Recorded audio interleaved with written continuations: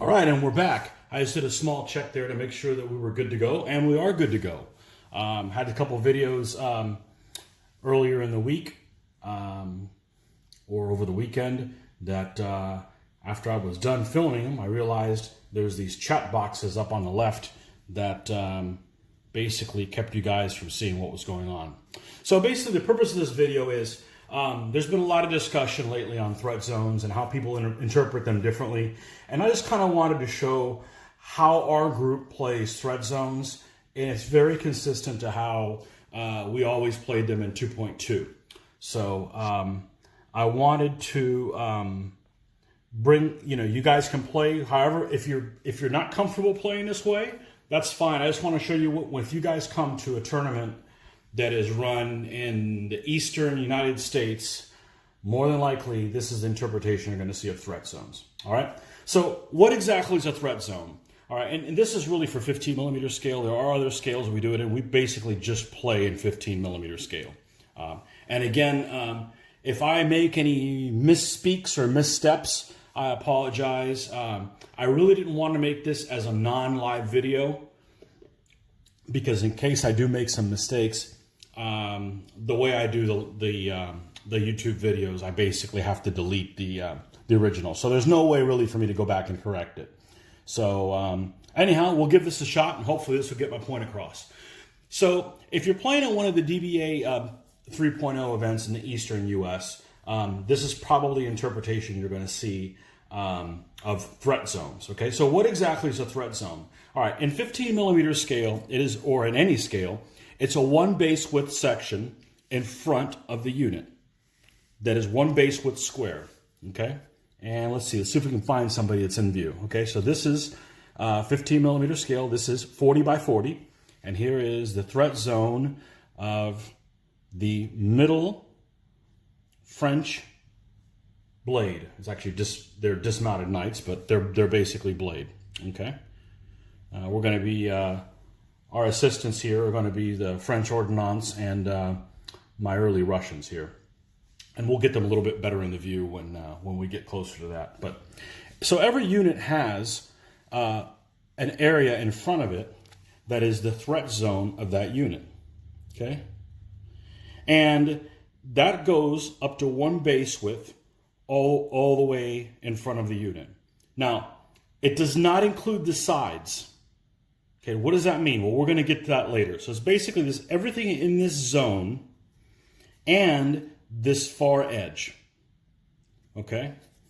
So when another unit comes into contact with that, say you have this guy and he moves, and as soon as he enters the threat zone of one of these units, okay, let's say he moves in the threat zone here of this guy, okay, the only thing he can do is he can stop there, he can move to align with that unit or move into close combat with that unit. So that means he enters the threat zone. We're going to put it off here to the side. And let's say he's not aligned perfectly. He's off a little bit. Make sure you guys can see that. Okay. Yeah, he's over like 5 mil, maybe 7 mil, something like that, off to the side of this one guy. So that you got this Russian spear and he wants to move into combat. He can either move into combat with him, okay? He can stop there, or he can move towards alignment, but he can't get any less aligned with the unit. Here we go with my infamous, what does that mean? Well, what that means is if you encountered this guy like this at this angle, okay, you can move this way. You can move more towards lining up with him, but you can't move any distance. Let me get my finger out of the way. This way. Okay, so in other words, you can move forward up to him and then contact. You can move like this, like this. You can move more like this to align with him more. But once you're hitting him, let's say, we're going to say this is 5 millimeters over. If he's 5 millimeters over, none of his movement can be more than that distance farther away from him, because in that point is you're getting farther away from the unit. So in other words, you can't do one of these, well, I moved closer to him. Yeah, but you're farther away from this corner when you did that, So that's kind of the rule that we've always played in the Eastern US, okay? Your group may not see it that way, but that's our interpretation is once you've hit a unit, you can't move farther away from direct alignment with him. So if you happen to have these units and they were exactly aligned, so in other words, that this corner is exactly in front of this one, and likewise over here, once he's in combat, the way we play is you can't move to the side this way and you can't move to the side that way. You're perfectly aligned. So all you can do at this point is move straight back or move more straight ahead towards him or go into combat with him. That's pretty much all your options you have, okay? So if you have, okay, so that's basically what the threat zone is. And that's the way we interpret it, okay? If you've got a unit, let's see, we got these two guys, the Russians over here. I'm just gonna move the camera a little bit closer. Let's move this out of the way. Okay. All right, trying to get the lighting here so you guys can get a good view. It's 1080p, hopefully you guys get a good view. We got autofocus on. We got my happy light. I know somebody mentioned I wish it was more light on the thing. This is as good as it's going to get, folks. It's really bright down here. If it's not coming out, well, that's just the magic of the camera. But anyhow, so if you've got these two units here, they both have, once they, and say they're in each other's threat zone, okay? And it's the bound of the Russians, and they want to go into combat, okay? If you want to move as a group, they're going to align towards the guy they're most in line with, okay? So what you do is you take, let's see if I can get something, this dowel should work, okay. You got these units, well, I hit it right on the nail, right on the head. Let's say they're like this, okay? So he's more in line with him, he's more in line with him. If you want to move forward and everybody's in threat zone, so if you look at threat zones, this guy's in his threat zone. Okay, this guy has this guy and this one in the threat zone, and this guy has this one and this one in the threat zone, okay? If you move together as a group and you want to go into combat, you're going to slide towards the guy you're the most aligned with, okay? Which means you're going to move forward and they're going to slide over, okay? No doubt about it. If you're smack in the middle, we play you have a choice. You can go, it's rarely that it happens that you're exactly smack in the middle. It's more than likely you're more aligned with one unit over the other. But let's take a different situation, okay? Let's say, back to how we were originally, these guys are all in each other's threat zone. It's still the Russian bound, okay? And the Russian has these two guys in his threat zone and these two as well, okay? If you move forward as a group, you're going to slide that way. But let's say, for instance, this is not a blade, okay? Let's say it's somebody that's juicier, okay? Somebody weaker. And now we got the Burgundians fighting for the French. Well, you guys get it, okay? So you got a blade, you got a bow, and you got another blade, all right? And you still have a threat zone here, same situation. But if you move as a group, you're going to align this way. Or maybe you don't want to do that. Maybe you want, well, this guy's got two guys in his threat zone. Why can't I move here? Well, the way you do that is you expend 2 pips. Okay? If you want to only do it for 1 pip, you're going to align towards the unit you're the most aligned with. Okay? But there's no reason why he can't just, okay, for 1 pip, I'll move here. Okay? And now he can, for 1 pip, he's still in the threat zone of him because the threat zone goes through the other unit, okay? Even though he can't contact him, okay? And then he could move over here. Now, let's say this doesn't really apply in this situation because they don't give each other any bonuses. But because this penetrates all the way through, if this guy could legitimately move here because he's still in the threat zone of this bow guy. Now, they don't get any bonus, but they could be, for instance, say this was 2 warbands. Now you move the guy behind him and he gets a +1 against him. Okay? Gets an extra +1 for the front guy against him. So that might be a reason to do it. Or maybe it's pikemen. Pikemen can do that kind of thing too. So the threat zone does go through another unit. Okay? Now, the sides don't count. What the heck does that mean? Well, it means that only the far edge at the edge of the threat zone counts. And some people think, well, why did they do that? Well, I wasn't on the playtest group, so honestly, I don't know. But here's how I rationalize it, okay? Let's say let's say this happened, okay? And you went in and he just crushed this bow. So he killed that bow, all right? Let's say this isn't here. Let's say this guy was aligned with someone else. So they're exactly, here we go. Let's say there was a unit, they were in combat. Boom, they crushed him. He's gone. There's no longer anyone here. And he's perfectly aligned with him. Because, there was say there was a line of guys here. If the sides did count, then this guy would be in the threat zone of him. Which would seem ridiculous to me. Okay, it gets even better than that. Okay, let's say this guy's not here, and let's say he's not here. Okay, if the sides counted, they're in each other's threat zone, and that makes no sense. But that's at least how I rationalize it. So the far edge counts, but the sides do not count. Well, how much of this side?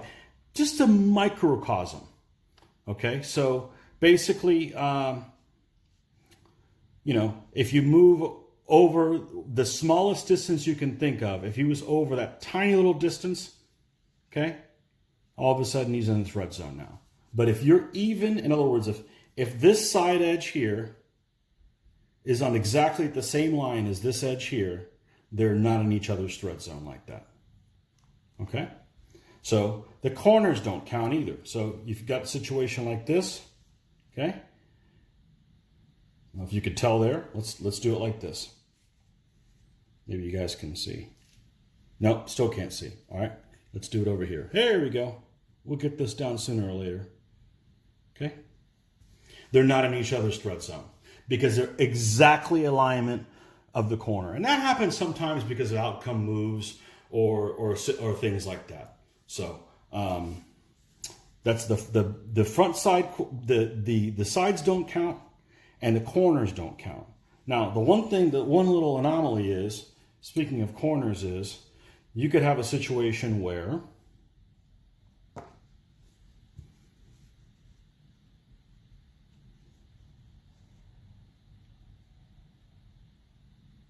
and I don't know how it's going to, I can't exactly set up this situation right now, but let me see if I can explain my way through it and maybe you guys will get the gist of what it is.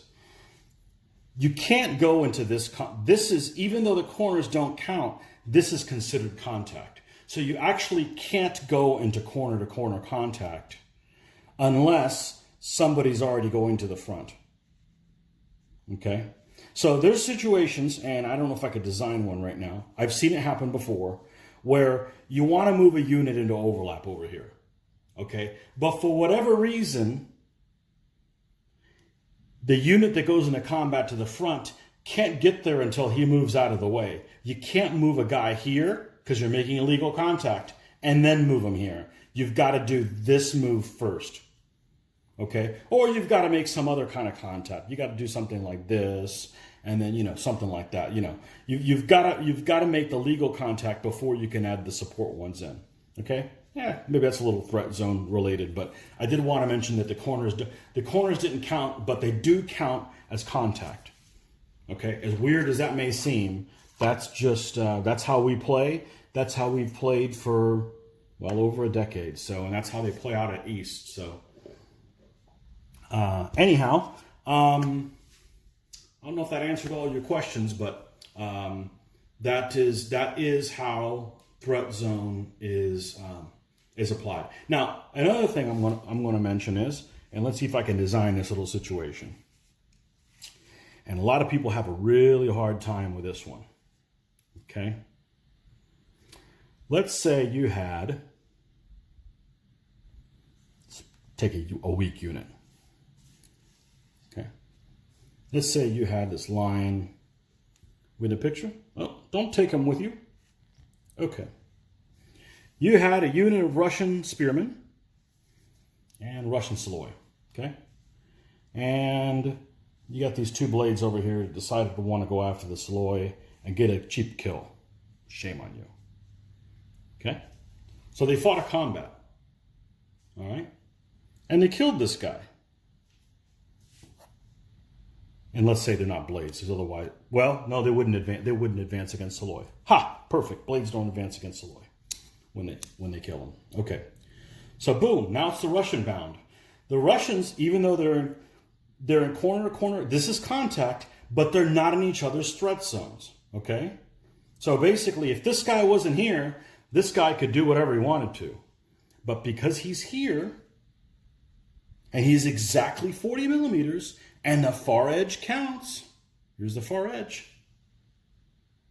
This guy is in the threat zone of him. Okay? So if this guy wasn't here, on the Russian bound, you could do whatever you want. Well, you know, obviously you can only move so far, but he could go into combat here. He can go into contact here. You know, he could start moving somewhere else and said, I'm getting out of here. Okay? But because this unit is here, he has this unit in his threat zone by the bare minimum. Okay? And that's the way we play. Some people have a hard time with that, and they argue that, well, that it only counts, it's only affected if the enemy element's front is in that, and we've gone through the fact group. I was never a member of the playtest group, but I am a member of the fact group, and pretty much the playtesters that are on that group agreed that that's not what the intention was of the author. Regardless of the semantics of how it may seem to be written on the rules, you know, I don't really have any skin in the game, you know, other than I don't want to be persuaded by a false reading of the rules, because the first thing I'm going to do, if I realize I'm doing something wrong, I have to re-indoctrinate.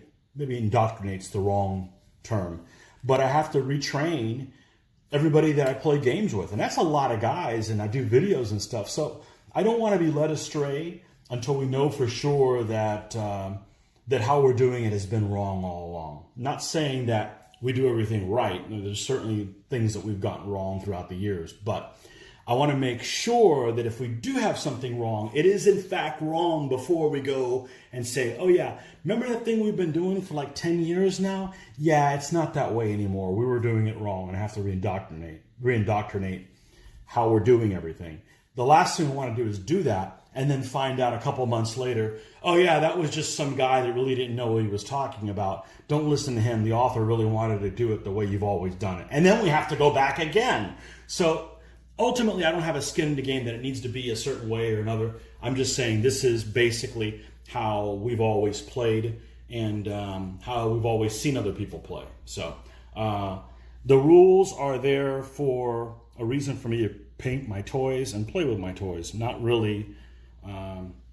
They're just. I'm not there. I'm not a big rules lawyer.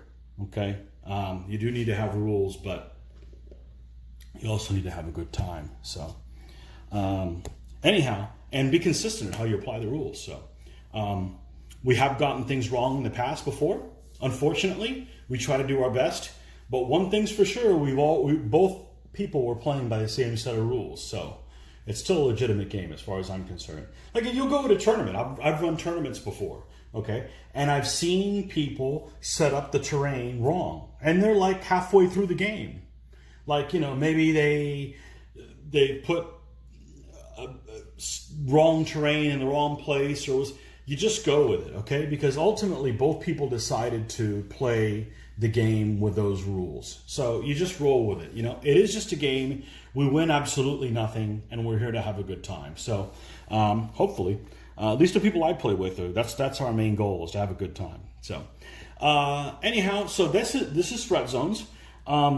Another thing with threat zones is units that shoot, not all units, but bow in particular, that shoot. If someone is in their threat zone, they have to shoot at that unit, okay? So if you got a guy here, okay, and you might have a juicy target over here, say Saloy, that you want to shoot at, okay? They're within arc and everything. You can't shoot over here. You have to shoot at whoever's in your threat zone.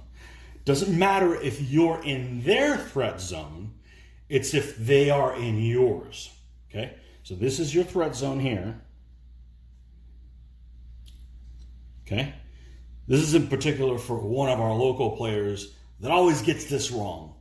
I get other things wrong, but this isn't one I get wrong. But anyhow, it matters if they are in your threat zone. So here, you have to shoot at them. Okay? Here,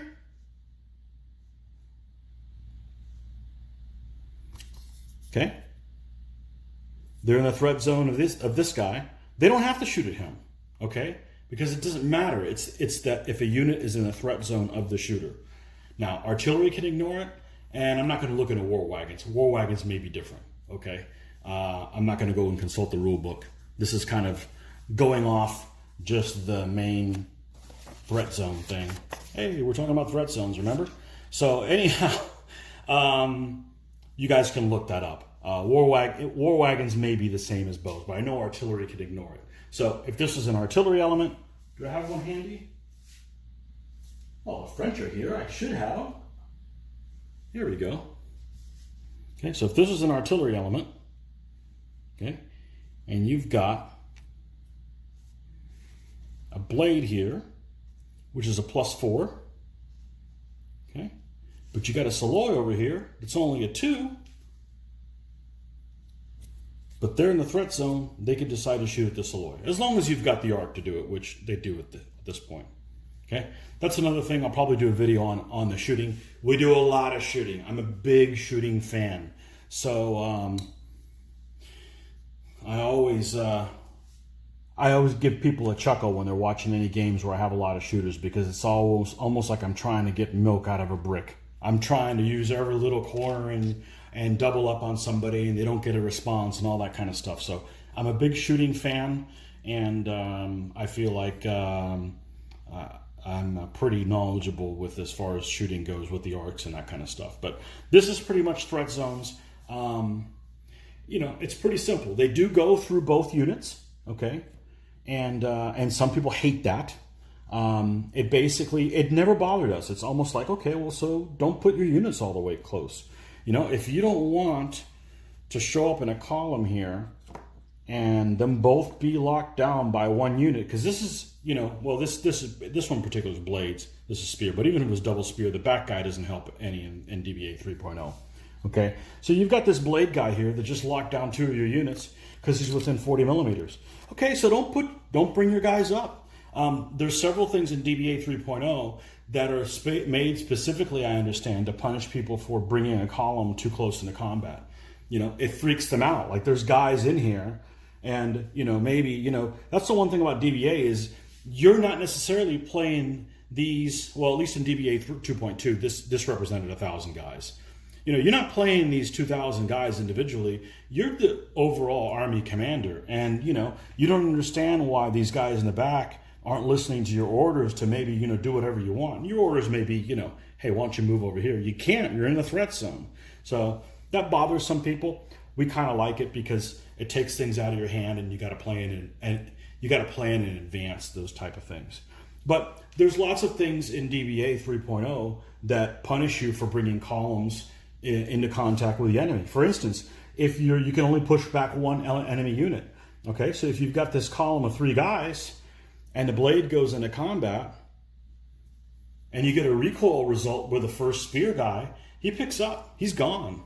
Okay, because you can only push one other one other friendly element back. And that's, of course, assuming you're aligned perfectly with him, like they are in that situation. Okay, you can push, you get a recoil, they can recoil back. You got a third guy behind him, he can't, he picks up. Okay, so that's one of those things. DBA 3.0 punishes you for bringing a column too close to the battle lines. So, you know, you stop farther back, okay, and leave yourself a reserve, and don't leave your reserve too close to the element. I think it's cool. It's a way to play the game differently. At least our group embraces that. You know what it is. Both people are playing by the same set of rules.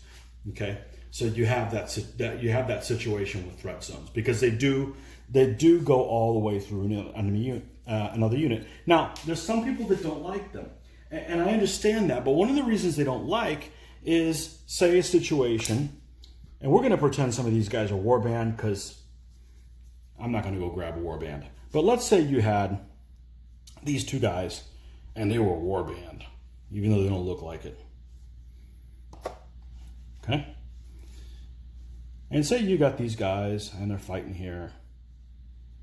Okay?